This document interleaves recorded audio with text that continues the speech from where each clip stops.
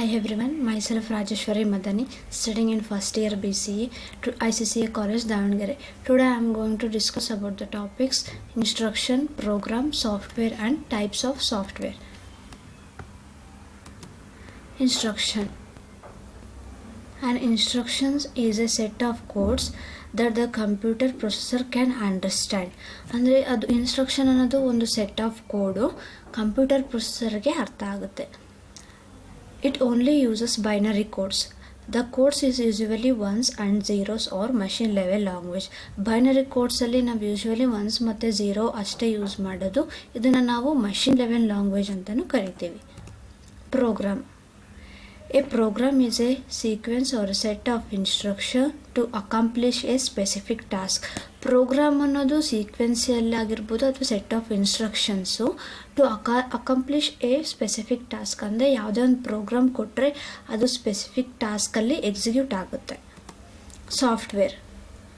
Software is a set of instruction, data or program used to operate computer and execute specific task. Software ಅನ್ನೋದು set of instructions, data ಆಗಿರ್ಬೋದು, program ಆಗಿರ್ಬೋದು, ಅದು use to operate the computer and execute specific task ಅಂತಂದರೆ ಅದು ಒಂದು data ಅಥವಾ program ಕೊಟ್ಟರೆ specific ಟಾಸ್ಕಲ್ಲಿ ಎಕ್ಸಿಕ್ಯೂಟ್ ಆಗುತ್ತೆ. The software is a computer program that provides a set of instructions to execute a user commands and tell the computer what to do.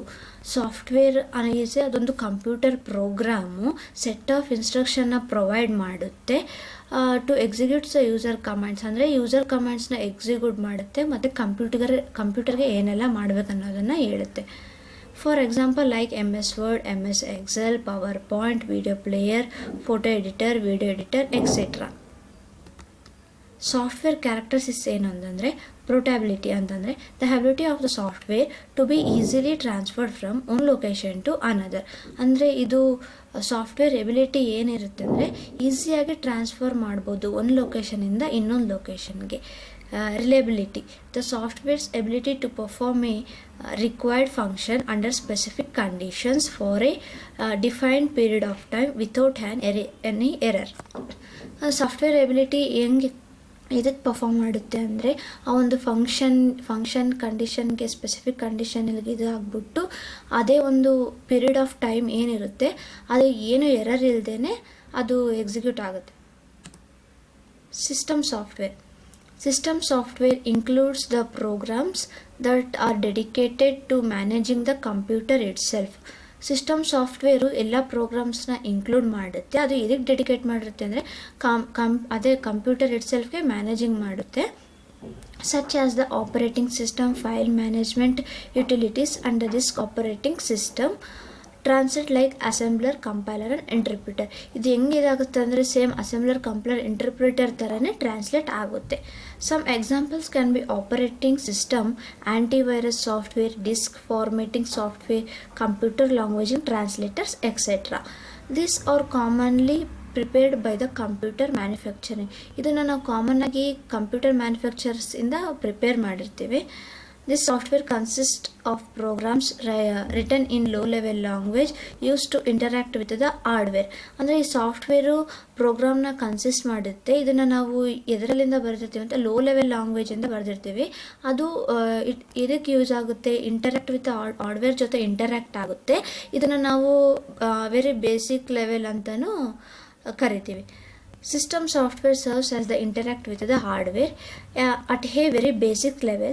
System software serves the interact between the hardware and the users. ಅಂದರೆ system software ಹೆಂಗೆ serve ಮಾಡಿಬಿಟ್ಟು ಅದು hardware ಮತ್ತು users ಜೊತೆ interact ಮಾಡುತ್ತೆ.